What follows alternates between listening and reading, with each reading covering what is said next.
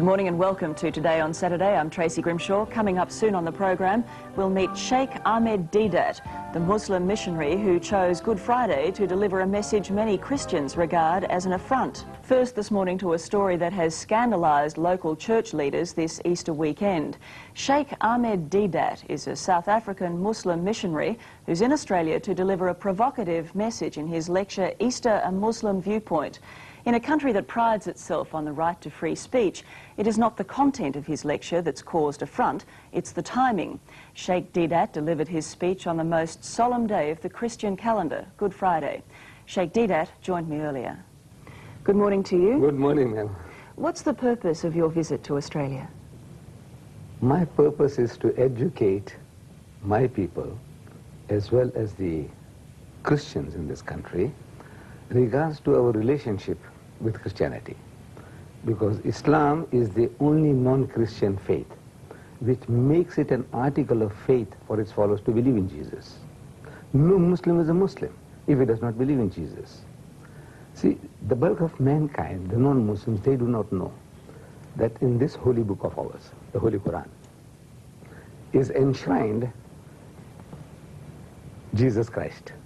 That in this vast volume, Muhammad, the so-called author of this book, the Quran, he is mentioned far less time than Jesus Christ. Jesus Christ in this book is mentioned 500% more times than Muhammad. But you don't believe that the Christian version of what happened at Easter is the correct version? That is true. What's your version? No. So he says now, number one, that people don't know that we believe in Jesus as one of the mightiest messengers of God.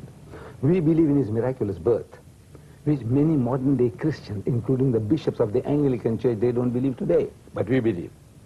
We believe that Jesus was the Messiah, translated Christ. And we believe that he gave life back to the dead by God's permission, and he healed those born blind and the lepers by God's permission. And we believe that God took him up, and he's coming back. Now, all this the Christian doesn't know. He only knows that, no, we disagree with what we disagree with. Says now, what is the reason? Why is it that we want to be different? We want to be funny? What makes the Muslim different from the Christian? But you don't believe that Jesus died and was resurrected at Easter? Right. So we say the Christian is boasting that on these 3 days, these eventful days, the Passion of Jesus, there were 300 Old Testament prophecies fulfilled on this day. But I'm telling them that the one that got away, you see, in fishing, I'm an angler, and when we talk about the one that got away. The one that got away, the one that was not fulfilled. Now, I'm here to educate people about the one that got away. And you will upset Christians, though, won't you? You must, I suppose, concede that. My motive is to educate. But can I put to you, if we could just concentrate on this one particular issue at the moment, yes. Can I put to you that it will be considered insensitive by many Christians that you have chosen Easter to come and deliver this message? No. I had no plans whatsoever. Some months ago, they were asking me for a blank slot that I have in my programs.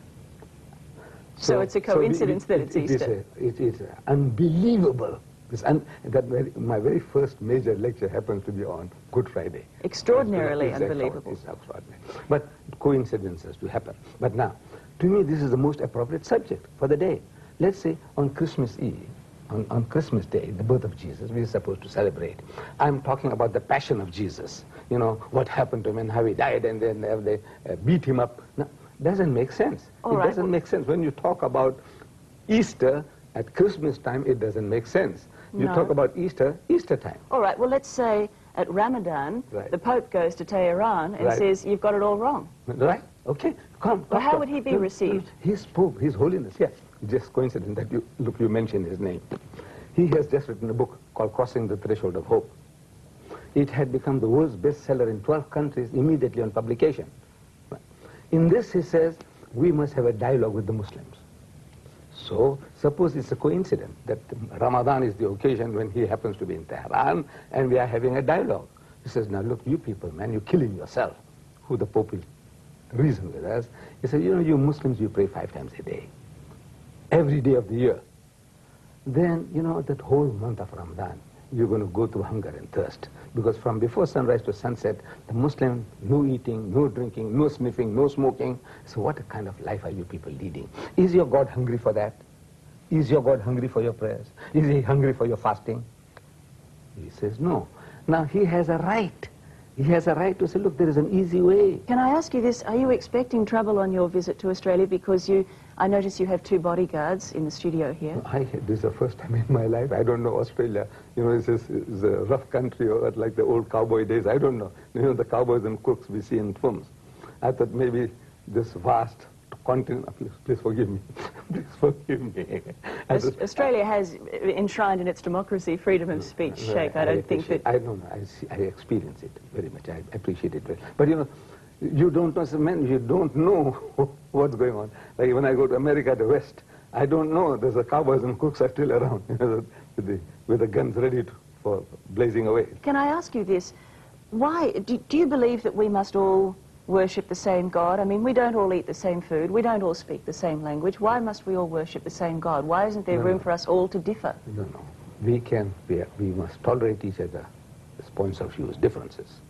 But everybody is aiming to get a consensus. Everybody.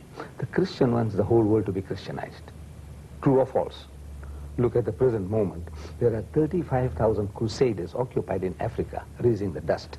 Not priests, ministers of the church, but crusaders from America.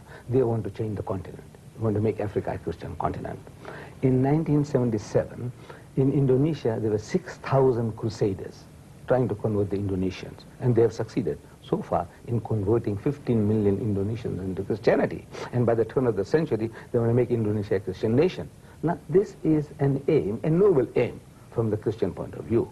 Similarly now, since Christianity is a missionary religion, Islam also is a missionary religion. As much as the Christian is out to share his faith with the rest of mankind, we also want to share our faith with the rest of mankind. And Islam, I don't know whether you know, is the fastest growing religion in the world. In the West, in Britain, there are more Muslims than Methodists. All right. I still think there'd be plenty of people who'd question your timing, but thank you for your time this morning. Pleasure. A controversial South African Muslim missionary visiting Australia has found reason to thank his critics.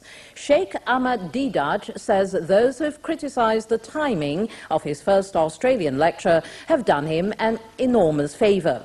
One opponent, the head of the Wesley Mission, says an anticipated attack on Christianity on Good Friday is scandalous. As he embarks on his first Australian tour, Sheikh Ahmed Deedat says he hopes to educate Muslims about Christianity and Christians about Islam. This Good Friday, what they're talking about, these things didn't happen. And my proof is from the Bible itself. The timing of the first public rally on Good Friday at Sydney's Town Hall has created a storm. Can you imagine if Christians hired the Sydney Town Hall to deny that Muhammad was a prophet, to attack the Quran and to disbase Islamic faith in the middle of Ramadan? What would happen? I'll tell you what, I would have to join Salman Rushdie. Tour organisers say they hope Reverend Moyes will meet the Sheikh to discuss the differences between the two religions. But we are not attacking. We just want to explain. Whether you believe or do not, it is up to you. The Sheikh believes Reverend Moyes has done him a great favour. Look, if he had ignored me, your newspapers and your radios and your TVs would have never known that Deedat had come and gone. The New South Wales Ecumenical Council declined to comment on this sensitive matter, saying it does not want to inflame the relationship between Christians and Muslims, particularly at this holy time. While the Australian Federation of Islamic Councils welcomes Sheikh Ahmed Deedat's visit, but are disappointed that it clashes with their annual Congress. Plans for a Muslim lecture to be held at the Sydney Town Hall on Good Friday have sparked a religious row. South African Muslim leader Sheikh Ahmed Deedat has offered Christian church leaders the chance to join the theological debate. But they've rejected it because the event coincides with one of the holiest days in the Christian calendar. 78-year-old Sheikh Ahmed Deedat has taken on religious leaders throughout the world, arguing the teachings of Islam with evangelists like Jimmy Swaggart. We are not taking exception to that because you are not used to our names. But it's the timing of his Easter visit that's upset Christian church leaders. The Sheikh has made a booking on Good Friday at no less a venue than the Sydney Town Hall to argue the Islamic view that Jesus was a prophet but not the Son of God. It's out of love and respect that the Christian says Jesus is God. And out of love and respect, we say Jesus is not God. But the head of Wesley Mission claims the Sheikh is being insensitive. He is due to speak on Good Friday, the most holy day in the Christian calendar. That is a very offensive approach to Christians. Mr. Deedat admits the two faiths have fundamental differences, but believes public debate will lead to greater tolerance. In this vast volume, the name Muhammad occurs only 5 times. Jesus occurs 25 times, 500% more times the name Jesus occurs.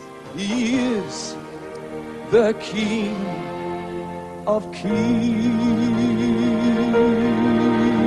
Reverend Moyes has been invited to take the stage with the Sheikh during his Good Friday address. It's an invitation the Reverend has declined.